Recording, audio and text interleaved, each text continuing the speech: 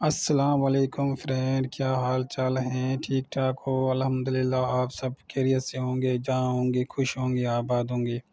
आज हम आपके लिए लाए हैं प्यारी प्यारी बहुत ही अच्छी भैंसें हैं जो एक नौजवान की हैं। वो हमें बता रहा है उसने कहाँ से ख़रीदी हैं। बहुत ही प्यारी भैंसें हैं, आपको बहुत ही अच्छी लगेंगी।